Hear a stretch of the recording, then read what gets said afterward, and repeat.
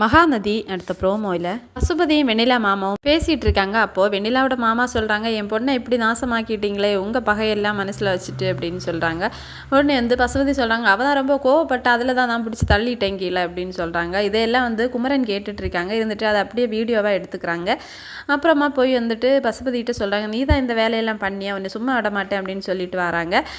குமரன் பைக்கில் வந்துட்டுருக்காங்க. பின்னாடி பசுபதியும் இவனை சும்மா விடக்கூடாது அப்படின்னு சொல்லிட்டு பின்னாடியே போய் குமரனை இடித்து தள்ளுறாங்க. அப்போது குமரன் கையில் இருந்த ஃபோன் கீழே விழுது. குமரனே தனியாக போய் அங்கே கீழே விழுந்துருந்தாங்க.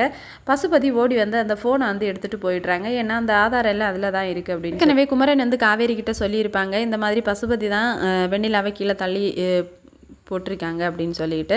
அதை அப்படியே காவேரி விஜய் கிட்ட சொல்கிறாங்க, வெண்ணிலா தானே எல்லாம் விழலை, இந்த பசுபதி தான் பிடிச்சி தள்ளி விட்டுருக்கான் அப்படின்னு. இதை கேட்டுட்டு விஜய் ரொம்பவே ஷாக் ஆகுறாங்க. இதோட என்னோட ப்ரோமோ முடிச்சிருக்காங்க. தேங்க்ஸ் ஃபார் வாட்சிங்.